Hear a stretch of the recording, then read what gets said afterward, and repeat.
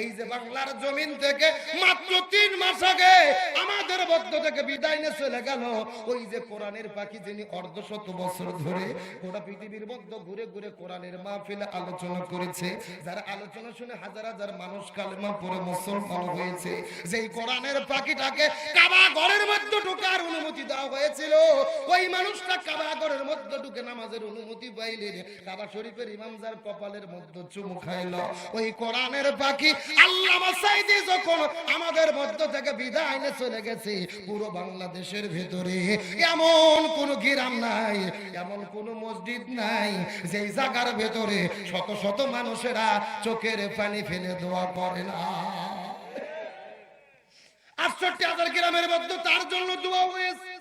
তাম পৃথিবীর crore crore million million মানুষেরা আল্লামা সাঈদীর জন্য চোখের পানি ফেলে কান্না করে করে দোয়া করেছে। এই রৌমারীর মুসলমান, আল্লাহ আমাকে তৌফিক দান করেছিল, আমিও তার জানাজায় উপস্থিত হতে পেরেছিলাম। আল্লাহ আমাকে সুযোগ দান করেছিল, আমি পিরোজপুরে তার জানাজার মধ্যে উপস্থিত হয়েছিলাম। 2 মিনিটের মধ্যে অভিজ্ঞতার কথা বলবো, আমি জীবনের মধ্যে কত জানাজার মধ্যে উপস্থিত হলাম। ওই কোরআনের পাখি আল্লামা সাঈদী যখন বিদায় নিয়ে চলে গেল, আল্লামা সাঈদীর মৃত্যুর পরে মানুষেরা চোখের পানি ফেলে কান্না করে করে করে করে দোয়া করেছে। জানাজা করার জন্য যখন বগুড়া থেকে ঢাকার দিকে রওনা করেছি, ঢাকায় যাবার পরে যখন ফজরের নামাজের আজান হয়ে গেল, আল্লামা সাঈদীর জানাজাটা দেওয়ার কথা ছিল ঢাকা শহরের ভেতরে। যেই মানুষটা 2 বারের এমপি ছিল, যেই মানুষটা ঢাকা শহরের মধ্যে বাসা আছে, তারপরও তাকে জানাজাটা করতে দিল না। তার লাশটিকে আপনারা দেখলেন কুকুর ছাগলের মতো টেনে টেনে টেনে টেনে নিয়ে যাওয়া হয়েছে। এই বাংলার মুসলমান একজন আলেম পৃথিবী থেকে বিদায় নেওয়ার পরে তার জানাজা করতে না দেওয়া, তার লাশের সঙ্গে বেয়াদবি করা, নিঃসন্দেহে বাংলার জমিনে এর চাইতে বড় জুলুম আর একটাও হতে পারে না। আমার বন্ধুগণ মুসলমান যারা গভীর মনোযোগ, সকাল 7টার দিকে ঘোষণা হলো ঢাকা শহরের মধ্যে কোরআনের পাখির জানাজা হবে না, জানাজা হবে পিরোজপুর।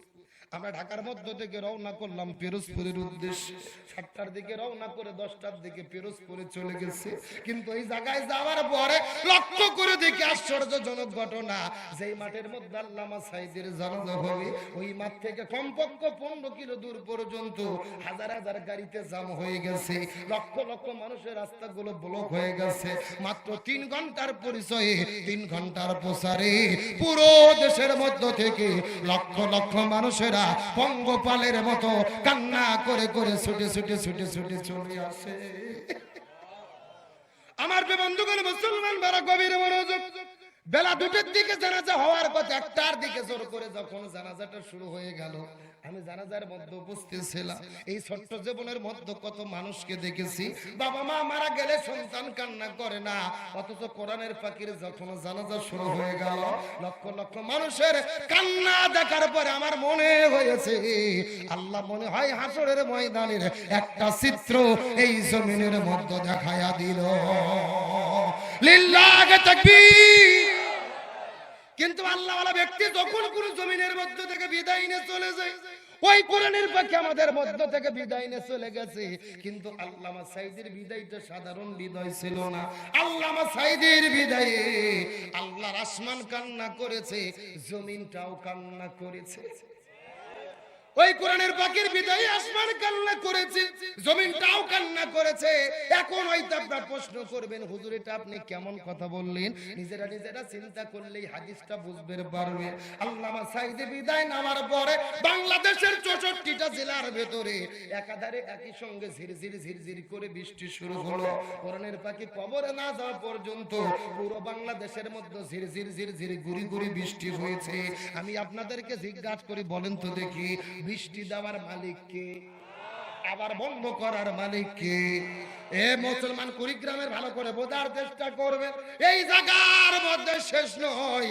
ওই কোরআনের পাখিটা যখন বিদায় নিয়ে চলে গেছে, ওই কোরআনের পাখির বিদায়ের মাত্র 9 মিনিট পরে পুরো ঢাকা শহরটা ভূমিকম্পে কেঁপে উঠেছে।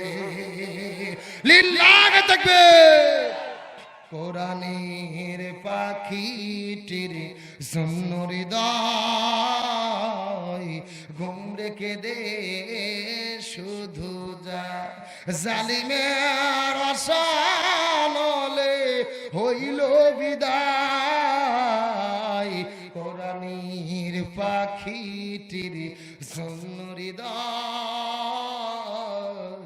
ঘুম রেখে দে শুধু যায় অপরাধ কিছু নয় কোরআনে কথা কয় যে কথায় জালিমে মসনদকে পেয়ে যায় পাখিটি বিহানি ব্যতীত হৃদয় ঘুম রেখে দে শুধু যায় কোরআনি পাখিটির শূন্য হৃদয় ঘুম রেখে দে শুধু যায়।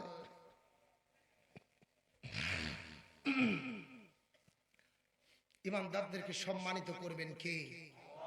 আরো জোরে বলেন। আমার বন্ধুগণ মুসলমান বারা গভীর মনোযোগ।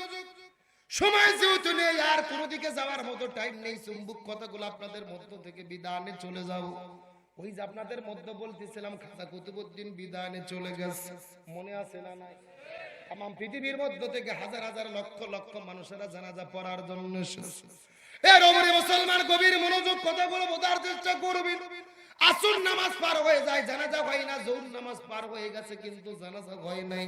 হাজার হাজার মানুষেরা কান্না করতে করতে বলে রে তোমরা কি খাজার জানাজাটার নামাজ পড়বো না? আমরা অনেক দূর থেকে এসেছি, আমরা বাড়ির দিকে ফেরত চলে যেতে চাই, তোমরা কি জানাজার নামাজ পড়বো না? এমন সময় একটা ছাত্র দাঁড়িয়ে চিৎকার করে বলে এ পৃথিবীর মানুষেরা রে, আজকে খাজার জানাজা হবে না, তোমরা বাড়িতে চলে যাও, আমরা বিনা জানাজায় খাজার লাশটাকে দাফন করতে চাই। আমার বন্ধুগণ মুসলমান মারা গভীর মনোযোগ। এই কথা বলার পর লক্ষ লক্ষ মানুষেরা চিৎকার করে কান্না করে না তোমরা তো বললেই হবে না, তোমরা তো বললেই হবে না, জানাজার নামাজটা পড়তে হবে। এই কথা বলার পর একজন ছাত্র চিৎকার করে ডাক দে বলে তোমরা ভালোভাবে জেনে নাও খাজার মৃত্যুর পূর্বে আমাদের কাছে 4টে ওসিয়ত করে গেছে। তার মৃত্যুর পরে যেই লোকটা জানাজার নামাজের ইমামতিত্ব করবে তার মধ্যে কমপক্ষে 4টে গুণ থাকা লাগবে। তবে দুর্ভাগ্যজনক বিষয় হলো ওই খাজা সকালবেলা বিদায় নেওয়ার পর থেকে এখন পর্যন্ত আমরা খোঁজাখুঁজি করেছি, এই 4টে গুণের একটা লোক আমরা এখন পর্যন্ত খুঁজে পাই না। এই কথা বলার পর লক্ষ লক্ষ মানুষ চিৎকার করে বলে এ খাজার ছাত্ররা তোমরা মনোযোগ দিয়ে শুনে নাও, খাজার মৃত্যুর আগে 4টে শর্ত দিয়ে গেছে। এই 4টে শর্ত গুলো কি কি তো আমাদের তো জানা নেই। এই ছাত্ররা রে একজন দাঁড়ানোর পরে লক্ষ মানুষের মধ্যে চিৎকার করে ঘোষণা দিয়ে বলো খাজার জানাজা পড়তে গেলে কি কি 4টে শর্ত লাগবে, এই 4টে শর্তের কথা বলে দাও। এই 4টে শর্তের একজন লোক অন্তত এই লক্ষ মানুষের ভেতরে থাকলেও থাকতে। এই কথা বলার পর একজন ছাত্র দাঁড়িয়ে গেলেন লক্ষ মানুষের সামনে। ছাত্রটা কান্না করতে করতে বলে পৃথিবীর মানুষেরা তোমরা লক্ষ্য করে মনোযোগ দিয়ে শুনে নাও, খাজা পৃথিবী থেকে বিদায় নিয়ে চলে গেছে, তার মৃত্যুর পরে জানাজার নামাজের ভিতরে এই 4টে গুণ যার থাকবে সেই নামাজের ইমামতিত্ব করবে। এই লক্ষ মানুষের আরে এই লক্ষ মানুষের ভেতরে 4জন গুণের একটা মানুষ দরকার। তোমাদের মধ্যে এমন কি কোন লোক আছে নাকি যে লোকটা 40 বছর ধরে জামাতে তাকবীরে উলার সঙ্গে নামাজ আদায় করেছো? তোমাদের মধ্যে এমন কি কোন লোক আছে নাকি যে লোকটা 40 বছর ধরে তাহাজ্জুদের নামাজ চাও পড়তে ভুল করো নাই? তোমাদের মধ্যে এমন কি কোন লোক আছে নাকি রে যেই লোকটা জীবনে কোনোদিন কোন মহিলার দিকে ইচ্ছা করে তাকাও নাই? তোমাদের মধ্যে এমন কি কোন লোক আছে নাকি রে যেই লোকটা আসর নামাজের আগে 40 বছর ধরে 4 রাকাত সুন্নাতটাও পড়তে ভুল করো নাই? এই 4টা গুণের যদি এই লক্ষ মানুষের মধ্যে একজন লোক পাওয়া যায়, ওই লোকটা জানাজার নামাজের ইমামতিত্ব করবে। আর এমন লোক যদি খুঁজে পাওয়া না যায় জানাজা হবে না, বিনা জানাজায় খাজার লাশটাকে দাফন করতে চায়। আমার বন্ধুগণ মুসলমান বারা গভীর মনোযোগ। এই কথা বলার পরে লক্ষ লক্ষ মানুষেরা চোখের পানি ফেলে কান্না করা শুরু করলেন। সবাই নিজেরা নিজেদেরকে আসামির কাঠ করাই দাঁড় করাইছে। এই লক্ষ মানুষের মধ্যে একজন লোককে পাওয়া যাবে না রে, যার মাধ্যমে জানাজার নামাজটা সম্পূর্ণ হবে। মাগরিবের নামাজ পার হয়ে যায়, কেউ কথা বলে না। আসর নামাজ পার হয়ে গেল, তারপরেও কেউ কথা বলে না। রাত 9টা 10টা বেজে গেল, এমন সময় 4 জন ছাত্র আস্তে করে খাজার খাটুনির কাছে যাওয়ার পরে 4 জন ছাত্র খাটুনিটা কাঁধের উপরে উঠানোর পরে আস্তে করে যখন কবরের দিকে নিয়ে যাওয়া শুরু করলো, এমন সময় লক্ষ্য করে দেখা যায় ওই গভীর অন্ধকারের ভেতরে দূর থেকে কে যেন চিৎকার করে বলে, এই পৃথিবীর মানুষের রে, তোমরা খাজার লাশটা নিয়ে যেও না।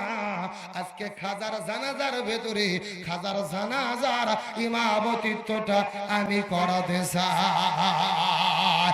লিল্লাহি তাকবীর। এই কথা বলার পরে লক্ষ লক্ষ মানুষ জানাজার নামাজ বন্ধ করে দিলেন। কেউ জানাজার নামাজের জন্য দাঁড়ায় না। ওই মানুষটির দিকে দৌড়ানো শুরু করলো। ওই মানুষটা কোন মানুষ রে? যেই মানুষটা 4টে গুণ অর্জন করেছে, যেই মানুষটা 4টে গুণ অর্জন করে জানাজার নামাজের ইমামতিত্ব করবে। গভীর মনোযোগ, শেষ কথাগুলো ভালো করে বোঝার চেষ্টা করবে। এরপরে লক্ষ্য করে দেখে লোকটা কান্না করতে করতে ওই খাটুনির কাছে যাবার পরে কান্না করতে করতে ডাকতে বলে, 1000 তুমি পৃথিবী থেকে বিদায় নিয়ে চলে গেলে, কিন্তু আমার জীবনের মধ্যে এত বড় ক্ষতি তুমি কেন করে গেলে? 1000 তুমি পৃথিবী থেকে বিদায় নিয়ে চলে গেলে, কিন্তু আমার জীবনের এত বড় ক্ষতি তুমি কেন করে গেলে রে খাজা? এই 4টা আমল আমি করেছি, দুনিয়ার কোন মানুষে জানে না। এই 4টা আমল আমি করেছি, আমার স্ত্রী সন্তান জানে না। এই 4টা আমল আমি করেছি, পাড়া প্রতিবেশী জানে না। একমাত্র আল্লাহর সন্তুষ্টির জন্য গোপনে গোপনে আমল করেছি। কাজা তুমি বিদায় নিয়ে চলে গেলে, এই যে লক্ষ মানুষের সামনে আমার গোপন আমলের কথা তুমি কেন প্রকাশ করে গেলে? আগামী কালকে সকালবেলা এই লক্ষ মানুষের সঙ্গে যখন আমার দেখা হবে, এই মানুষগুলো আমার প্রশংসা করবে, তুমি তো পাস করেছো, তুমি তো সেরা হয়েছো, তুমি তো সবার চাইতে সেরা। এই কথা বলে যখন আমার বারবার প্রশংসা করতে থাকবে, শয়তান তো বসে থাকবে না, আমার মনের মধ্যে কুমন্ত্রণা দেবে। শয়তান বোঝানোর চেষ্টা করবে কথাটা তো সত্য, তুমি তো সেরা, কেউ তো পাস করতে পারে নাই, তুমি পাস করতে পেরেছো। কাজে তুমি বিদায় নিয়ে চলে গেলে, এই 4টা মনের কথা লক্ষ মানুষের মধ্যে কেন বলে গেলে? এই মানুষের আমার প্রশংসা করবে, শয়তান আমার মনে কুমন্ত্রণা দেবে। আর আমার মনের মধ্যে যদি বিন্দু মাত্র অহংকার হয়, আমি তো সেরা হয়েছি। আমার নবীজি হাদিস শরীফের মধ্যে বলে, কেউ যদি আমল করার পরে বিন্দু মাত্র অহংকার করে যায়, ওই বিন্দু মাত্র অহংকার করার কারণে আল্লাহ তাআলা তার ইবাদত গুলোকে ধ্বংস করে দেয়। এখানে তুমি পৃথিবী থেকে বিদায় নিয়ে চলে গেলে, অথচ আমার জীবনের এত বড় ক্ষতি তুমি কেন করে গেলে? এইরকম কান্না করতে করতে লোকটা সর্বশেষ খাজার হাতটা ধরার পরে চিৎকার করে বলে, খাজা রে, তুমি তো বিদায় নিয়ে চলে গেলে, তোমার কাছে একটা ওসিয়ত করতে চাই রে খাজা। ওই হাসরের ময়দানে আল্লাহ যদি তোমার উপরে রাজি খুশি হয়ে যায়, আর আল্লাহ যদি তোমাকে সুপারিশ করার মতো সুযোগ দেয়, তুমি আল্লাহর কাছে বলিও, আল্লাহ যেন আমার আমলগুলোকে বরবাদ করে না দেয়। এর ওপরে মুসলমান গভীর মনোযোগ। সারা জীবন আলোচনা শুনে কি লাভ হবে? সারা রাত ধরে আলোচনা শুনে কি লাভ হবে? একটা মেসেজ যদি আপনারা মাহফিল থেকে নিয়ে বিদায় নিয়ে চলে যেতে না পারেন। এই কথা বলার পরে লোকটা জানাজার নামাজের জায়গায় দাঁড়িয়ে গেল। লক্ষ লক্ষ মানুষেরা চোখের পানি ফেলে কান্না করে। ছাত্রগুলো কান্না করার কারণ হলো, আমাদের শিক্ষক বিদায় নিয়ে চলে গেল, আমরা নামাজ পড়াতে পারলাম না। আত্মীয়স্বজনের কান্না করার কারণ হলো, আমাদের বাবা বিদায় নিয়ে চলে গেল, জানাজার নামাজ পড়াতে পারলাম না। এই কান্না করতে করতে লোকটা ডান দিকে সালাম ফিরলো, আবার বাম দিকে সালাম ফিরলো, নামাজ শেষ হয়ে গেল। কিন্তু নামাজ শেষ হওয়ার পরে অলৌকিক ঘটনা ঘটে গেল। খাজার লাশটা কবরে দেওয়া হবে, অথচ খাজার লাশটাকে দেখার জন্য, শেষ বিদায় দেওয়ার জন্য খাজার কাছে কেউ যায় না। হাজার হাজার লক্ষ লক্ষ মানুষেরা ওই মানুষটির কাছে চলে যায়। ওই মানুষটা কোন মানুষ রে? যেই মানুষটা জানাজার নামাজের ইমামতিত্ব করলো, যেই লোকটা 4টা গুণ অর্জন করতে পারলো, ওই লোকটার পরিচয় এই যে লক্ষ লক্ষ মানুষ জানতে চায়। আপনারা জানতে চান কি চান? আরো জোরে বলেন। আর মিনিট 5 টাইম কি আমাকে দেওয়া যাবে? আমার বন্ধুগণ মুসলমান বারা গভীর মনোযোগ কথা কি নাই, গভীর মনোযোগ দিয়ে শেষ মেসেজটা ভালো করে আপনারা বোঝার চেষ্টা করবেন। এই কথা বলার পরে লক্ষ লক্ষ মানুষ তো ওই মানুষটির কাছে ছুটে গেল। ওই মানুষের কাছে যাওয়ার পরে লক্ষ্য করে দেখে আশ্চর্যজনক ঘটনা, যেই মানুষটি খাজার জানাজার নামাজের ইমামতিত্ব করেছে ওই লোকটা দুনিয়ার বড় কোনো মুফতি নয়, ওই লোকটা দুনিয়ার বড় কোনো মুহাদ্দিস নয়, ওই লোকটা দুনিয়ার বড় কোনো হুজুর নয়, ওই লোকটা দুনিয়ার বড় কোনো ফকির নয়। যেই লোকটা খাজার মৃত্যুর পরে জানাজার নামাজের ইমামতিত্ব করেছে ওই লোকটার পরিচয় হলো ওই সময়ের ভেতরে যিনি দিল্লি সালতানাতের রাষ্ট্রপতি খাজা শামসুদ্দিন আলতামাশ রহমতুল্লাহ আলাইহি। লিল্লাহি তাকবীর। গভীর মনোযোগ দিয়ে কথাটা মাথার মধ্যে ঢোকেন। ওই লোকটা বড় কোনো হুজুর নয়, ওই লোকটা বড় কোনো মুফতি নয়, বড় কোনো মুহাদ্দিস নয়, ওই লোকটা ছিল দিল্লির রাষ্ট্রপতি। এই গভীর মনোযোগ দিয়ে কথাটা বোঝার চেষ্টা করবেন। ওই সময় কিন্তু দিল্লিটা সাধারণ দিল্লি ছিল না। ভারত, বাংলাদেশ, পাকিস্তান, মায়ানমার, নেপাল, ভুটান সব কিছু মিলেছিল ভারত উপমহাদেশ। আর উপমহাদেশের রাজধানী ছিল দিল্লি। আর ওই দিল্লি রাষ্ট্রপতি ছিল খাজা শামসুদ্দিন আলতামাশ রহমাতুল্লাহ আলাইহি। গভীর মনোযোগ দিয়ে কথার মধ্যে ধাবন করার চেষ্টা করবেন। দীর্ঘ 1.5 ঘন্টা ধরে ঘটনাটা আপনাদের মধ্যে বলার কারণটা কি, এর পেছনে শিক্ষাটা কি, এর রৌমারির মুসলমান লক্ষ টাকা খরচ করে এই মাহফিল করে কি লাভ হবে যদি আমাদের জীবনের পরিবর্তন না হয়, যদি আমাদের ঈমান আমলের পরিবর্তন না হয়। এই আলোচনা করার উদ্দেশ্য হলো ওই লোকটা রাষ্ট্রপতি থাকার পরে 40 বছর ধরে যদি জামাতে নামাজ আদায় করতে পারে আমরা কেন পারবো না? ওই লোকটা 40 বছর যদি তাহাজ্জুদ নামাজ পড়তে পারে আমরা কেন পারবো না? ওই লোকটা যদি শোকের ইবাদত করতে পারে আমরা কেন পারবো না? ওই লোকটা যদি আসরের আগে 4 রাকাত সুন্নাতটা পড়তে পারে আমরা কেন পারবো না? একদিন আমাদেরকে তো অন্ধকার কবরের মধ্যে চলে যেতে হবে। কারু বাবা বিদায় নিয়ে চলে গেছে, কারু বা মা বিদায় নিয়ে চলে গেছে, কারু বা দাদা বিদায় নিয়ে চলে গেছে, কারু বা দাদি বিদায় নিয়ে চলে গেছে। কত আত্মস্বজন আমাদের চোখের সামনে বিদায় নিয়ে চলে গেল। আমাদেরকে তো অন্ধকার কবরের মধ্যে চলে যেতে হবে।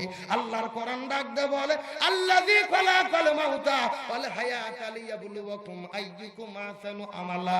আমি তোমাদের জীবনকে সৃষ্টি করেছি পরীক্ষা করার জন্য। আমি লক্ষ্য করে দেখব কারা ভালো ভালো আমল করতে পারে। এর ওপরে মুসলমান গভীর মনোযোগ, শেষ কথাগুলো সুন্দর করে বোঝার চেষ্টা করবেন। নবীর মেয়ে ফাতেমা রাদিয়াল্লাহু তাআলা যখন পৃথিবীর মধ্য থেকে বিদায় নিয়ে চলে গেলেন, হযরত আবু যর রাদিয়াল্লাহু তাআলা জান্নাতুল বাকির মধ্যে চলে গেছে কবর খোঁড়ার জন্য। ওই জান্নাতুল বাকির মধ্যে যাওয়ার পরে লক্ষ্য করে দেখতে পারে ওই জান্নাতুল বাকির পূর্ব কোণায় একটা সবুজ রঙের বাতি জ্বলতেছে, যেই বাতির সঙ্গে কোনো তার নাই, যেই বাতির সঙ্গে কোনো সুইচ নাই, বিনা তার বিনা সুইচে আল্লাহ সবুজ রঙের একটা বাতি জ্বালায়া রেখেছে। হযরত আবু যর রাদিয়াল্লাহু তাআলা ওই বাতির ছায়া বরাবর আস্তে করে কবর খোঁড়া শুরু করলেন। কবর খুঁড়তে খুঁড়তে কবরকে ডাক দে বলে কবর, খবরদার খবরদার তুই বেয়াদবি করবি না। এই কবরের মধ্যে এমন একজন মানুষ আসবে যিনি জান্নাতি যুবকদের সরদার হাসান হোসেনের মা ফাতেমা। এ কবর খবরদার খবরদার তুই বেয়াদবি করবি না। এই কবরের মধ্যে এমন একজন আসবেন যিনি আসাদুল্লাহিল গালিব হযরত আলীর স্ত্রী ফাতেমা। এ কবর খবরদার খবরদার তুই বেয়াদবি করবি না। এই কবরের মধ্যে এমন একজন আসবে যিনি জান্নাতি নারীদের সরদারনি ফাতেমা। এইরকম পাগলের মতো আবু যর কবরের কাছে কথা বলতে থাকে, কিন্তু কবরের মধ্য থেকে কোন সাউন্ড আসে। হযরত আলী রাদিয়াল্লাহু তাআলা আস্তে করে বাড়ির মধ্যে গেলেন। যাওয়ার পরে লক্ষ্য করে দেখে ফাতেমা রাদিয়াল্লাহু তাআলা নিজে নিজেই শেষ গোসল করেছে, নিজে নিজেই কাপড়ের কাপড়টা পরেছে। ডানে কাঁধে হাসানকে ঘুমাই দিয়া, বাম কাঁধে হোসেনকে ঘুমাই দিয়া নিজে নিজেও ফাতেমার শেষ ঘুম ঘুমাই গেছে। আলী রাদিয়াল্লাহু তাআলা আফসোস করে বলে ফাতেমা তুমি তো পৃথিবী থেকে বিদায় নিয়ে চলে গেলে, হাসানকে ঘুমাই দিয়া হোসেনকে ঘুমাই দিয়া নিজে নিজেও তো তুমি শেষ ঘুম ঘুমাই গেলি। কিন্তু সকালবেলা যখন হাসান হোসেনের ঘুম ভেঙে যাবে তখন যদি মা মা বলে ডাক দেয় আমি তখন কিভাবে তোমাকে ঘুম থেকে উঠাবো? সাজিয়ে গুজিয়ে দে মোরে সজনী তোরা সাজিয়ে গুজিয়ে দে মোরে সবাই সাজিয়ে গুজিয়ে দে মোরে সজনী তোরা সাজিয়ে গুজিয়ে দে মোরে বড়ই পাতার গরম জলে শোয়ায় আমার শাড়ির তলে বড়ই পাতার গরম জলে বড়ই পাতার গরম জলে শোয়ায় আমার শাড়ির তলে আতর গোলাপ চন্দন মেখে দে সজনী তোরা সাজিয়ে গুজিয়ে দে মোরে সবাই সাজিয়ে গুজিয়ে দে মোরে সাজিয়ে গুজিয়ে দে মোরে এত রঙিন এত কাপড় কিছুই ভালো লাগে না মোর এত রঙিন এত কাপড় এত রঙিন এত কাপড় কিছুই ভালো লাগে না মোর সাদা কাপড় আমায় পরায় দে সজনী তোরা সাজিয়ে গুজিয়ে দে মোরে সবাই সাজিয়ে গুজিয়ে দে মোরে সজনী তোরা সাজিয়ে গুজিয়ে এত টাকা এত বাড়ি আমি কি সহিতে পারি এত টাকা এত বাড়ি এত টাকা এত বাড়ি আমি কি সহিতে পারি বাঁশের দোলায় আমায় তুলে দে সজনী তোরা সাজিয়ে গুজিয়ে দে মোরে সবাই সাজিয়ে গুজিয়ে দে মোরে সজনী তোরা সাজিয়ে গুজি চিৎকার করে বলেন আল্লাহু আকবার হযরত আলী রাদিয়াল্লাহু তাআলার ফাতেমার লাশটা কাঁধের উপরে নিয়ে আস্তে করে জান্নাতুল বাকির দিকে রওনা করলেন জান্নাতুল বাকির মধ্যে যখন প্রবেশ করবে ওই যে আবু যর কবরের কাছে দাঁড়িয়ে চিৎকার করে করে বলতেছে কবর রে খবরদার তুই বেদবি করবে না এই রকম জিকির করতে করতে কিছুক্ষণ পরে কবরের মধ্যে থেকে আওয়াজ আসলো এ পৃথিবীর মানুষেরা রে তোমরা ভালোভাবে জেনে নাও আমি কবর নবীর মেয়ে ফাতেমাকে চিনি না আমি কবর আসাদুল্লাহিল গালি হযরত আলীর স্ত্রীকে চিনি না আমি কবর হাসান হোসেনের মা ফাতেমাকে চিনি না আমি কবর চিনি আমল যদি ভালো হয় আমি কবর জান্নাতের বাগান হয়ে যাব আর আমল যদি খারাপ হয় আমি কবর কাউকে ছাড়ব না আমি কবর চিনি আমল ছাড়া কারো পরিচয় গ্রহণ করা হবে না এর ওমরি মুসলমান আজকের আলোচনার মধ্যে দেখি আমি আপনাদের মধ্যে শিক্ষা দিতে চাইলাম যেই কবর নবীর মেয়ে ফাতেমাকে চিনি নাই যেই কবর আসাদুল্লাহিল গালিব হযরত আলীকে চিনি নাই যেই কবর হাসান হোসেনকে চিনি নাই ওই অন্ধকার কবরে আমাদের কেউ যেতে হবে এই জন্য আজকের মাহফিল থেকে আমরা শপথ গ্রহণ করব জীবনে যা করেছি ভুল করেছি আমরা তওবা করে যাব ওই মানুষটা যদি 40 বছর জামাতে নামাজ পড়তে পারে আমরা কেন পারবো না ওই লোকটা যদি 40 বছর ধরে তাহাজ্জুদ পড়তে পারে আমরা কেন পারবো না চক্ষুটাকে কেন হেফাজত করতে পারবো না এই জন্য আজকের মাহফিল থেকে পরিবর্তন হওয়ার জন্য যথেষ্ট সারা জীবনের মাহফিল নেই একটা মাহফিলের আলোচনা জীবন পরিবর্তনের জন্য যথেষ্ট হতে পারে যদি আমরা সিদ্ধান্ত নিতে পারি তাওবা করার পরে এই জন্য আজকের মাহফিলে এই গভীর রজনীতে রাত্রি প্রায় ঢুকে বেড়ে যাচ্ছে তাহাজ্জুদ নামাজের মুখ্যম সময় আমরা আজকে শপথ গ্রহণ করব জীবনে যা করেছি ভুল করেছি যেই কয়দিন গেছে আসি 5 ওয়াক্ত নামাজ জামাতে পড়বো রমজান মাসে রোজা রাখবো তাহাজ্জুদটা পড়ার চেষ্টা চেষ্টা করব গভীর রজনীতে ঘুম থেকে উঠে উঠে আল্লাহর ইবাদত করব, আসর নামাজের আগে 4 রাকাত সুন্নাতটা পড়ব। এ কুড়িগ্রামের মুসলমান, এ রৌমারীর মুসলমান, এ বক্সিগঞ্জ দেওয়ানগঞ্জের মুসলমান, রাজীব জর্গ মুসলমান, কারা কারা আছেন এই আমলগুলো করার জন্য শপথ নিতে রাজি আছেন? দুটো হাত আল্লাহকে তুলে দেখা, চিৎকার করে বলেন ইয়া রাব্বাল আলামিন। আজকের মাহফিলকে আপনি কবুল করে নেন, এই মাহফিলে ওসিলা করে আমাদের সবাইকে মাফ করে দেন।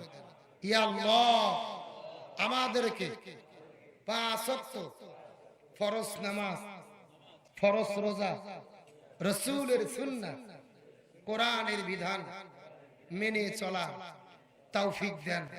সকলে বলেন আমিন। আপনারা কি কষ্ট পাইলেন? মন খারাপ করলেন? যদি আলোচনা করতে চেয়েছিলাম 1 ঘন্টা, ঘড়ির কাঁটায় দেখতেছি প্রায় 7 মিনিট কম 2 ঘন্টা আলোচনা হয়ে গেছে। সুবহানাল্লাহ। এই সাসাই কে দাঁড়ালো এটা? আচ্ছা ছেড়ে দেন, 1 নম্বর চাপ, আবার কাপড় নষ্ট করতে পারে। আমি গত 3 বছর আগে রংপুরে মাহফিল গেছি, কিছু লোক 1 আঙ্গুল উঠে চলে যাচ্ছে, কিছু লোক 2 আঙ্গুল, 1 আঙ্গুল হলো প্রসাব, 2 আঙ্গুল হচ্ছে বাথরুম পায়খানা, কিছু যুবক দেখি 3 আঙ্গুল উঠেছে। আমি বললাম কে রে, খবর কি? একজন যুবক বলতেছে বেরি খাবো হুজুর। রংপুরের লোক কিন্তু বেরি বেশি খায়, তো এই বেরি খাওয়া পার্টি আছে নাকি? আমরা এতক্ষণ পর্যন্ত ছিলাম, মোনাজাত না করে কি কেউ যাবো? এ জোরে বলেন যাবো। আর কিছুক্ষণ কি চলবে? কারা কারা চলবে না হাত উঠান। ঘুম যে আপনাদের ধরে গেছে সত্য সত্য বোঝা গেল। কারা কারা চলবে হাত উঠান তো দেখি। লিল্লাহি তাকবীর। হাত নামান, আগের মতো সাউন্ড নাই। আপনাদের এখানে কি ফুটবল খেলা হয়? বিয়ে খেলা হয় না? এক পাশে যারা বিয়ে করতে তারা, আর এক পাশে যারা বিয়ে করেনি তারা, এরকম খেলা হয় না? প্রথমে তাকবীর দেবে যারা বিয়ে করেনি তারা, অবিয়ে, তারপরে তাকবীর দেবে যারা বিয়ে করেছে তারা। দেখি কাদের সাউন্ড বেশি দেখার দরকার আছে না নাই? প্রথমে হাত উঠাও তো অবিবাহিত কারা কারা দেখি। যারা যারা বিয়ে করবে হাত উঠাও। লিল্লাহি তাকবীর। হাত নামাও। এখন যারা যারা বিয়ে করেছেন বাবাজিরা, মুরব্বীরা দেখি, যারা যারা বিয়ে করেছেন হাত উঠান। যারা যারা বিবাহিত, জি হ্যাঁ, লিল্লাহি তাকবীর। কি বাপজান সাউন্ড কোনটা বেশি? আপনারা বিয়ে করছেন এই জন্য বলতেছেন নাকি? আসলে বিয়েলাদের সাউন্ড বেশির কারণ হলো বিয়েলাদের সংখ্যা বেশি। যারা বলেন কি বেশি? এখন বিয়ে সবাই মিলে সাথে যদি একটা তাকবীর দেয়, সাউন্ড কম হবে না বেশি হবে? সবাই মিলে এমন একটা তাকবীর দেব, আশেপাশে কোন সার পোকা, তেলা পোকা, উই পোকা, ইসলাম বিদ্বেষী শক্তি যদি থাকে, ওদের অন্তরে যেন কাঁপুনি সৃষ্টি হয়। রাজি আছেন? সবাই টান টান করে হাত উঠান তো দেখি সবাই। এই স্যার হাত উঠাই, হাত উঠাও, হাতগুলো একটু নাড়ান, ঘুম সেরকম নাড়ান। আলহামদুলিল্লাহ, এখন হাতগুলো মুষ্টি করেন, মুষ্টি। লিল্লাহি তাকবীর। আল কোরআনের আলো, আল হাদিসের আলো, দুনিয়ার মুসলিম, ইসলামের শত্রুরা, কোরআন আছে যেখানে, হাদিস আছে যেখানে, আল কোরআনের আলো ঘরে ঘরে জালো, সংসদে জালো, সারা বাংলায় জালো, দুনিয়ার মুসলিম, ইসলামের শত্রুরা, লিল্লাহি তাকবীর। আলহামদুলিল্লাহ ভাই, আমার কলিজা ঠান্ডা হয়ে গেছে। রাত বাজতেছে 10 মিনিট কম 2টে, অথচ আপনাদের চোখের দিকে চাই মনে হচ্ছে সন্ধ্যা 7টা বাজে। এ কথা কর না কে? মানে রাত 1:45 কখন পার হয়ে গেছে আমরা বুঝতেই পারিনি। ওই যে ছেলে পেলে দেখেন, ওরা 2 ঘন্টা ধরে ধরে থেকে ওয়াজ শুনতেছে, তাও ওরা বসতেছে না। এই ছেলে, এই বসেন বসেন, এই জালালি, মদিনার গোলামি আমায় দে, এই ও জালালি মোরে, মদিনার গোলামি আমায় দে ও মাশাআল্লাহ। হাই হাই, কেরে যুবকরা তাহিরিকে চেনো না? ওরে বাবা, তাহিরির ভক্ত আছে। আরে ভাই, সরকার ডিজিটাল দেশ চলতেছে, ডিজিটাল আলোচনা করা লাগবে, ডিজিটাল। কতক্ষণ ঠিক কিনা? আলোচনা চলছে, তার আগে আপনাদেরকে আমি একটা প্রশ্ন করতে চাই, আজকের মাহফিল হওয়াতে আপনারা খুশি না বেজার? এই মাহফিল প্রতি বছর হোক, আপনারা চান কি চান না? কারা কারা চান না হাত তোলেন। আলহামদুলিল্লাহ সবাই চান। যথেষ্ট কালেকশন হয়েছে। আমি প্রায় 2 ঘন্টা আলোচনা করেছি। আমি আপনাদের মধ্যে যদি একটার দিকেই কর্তৃপক্ষ আমাকে শেষ করতে বলেছিল, তাও শুনিনি, আরো ওয়াজ করছি। এখন আমি আপনাদের মধ্যে 1 মিনিট টাইম চাই। এই হাজারো মানুষের মধ্যে থেকে মাত্র 10 জন লোক ছিল। এই পৃথিবীতে 10 জন সাহাবী বেঁচে থাকা অবস্থায় জান্নাতের সুসংবাদ পেয়েছে।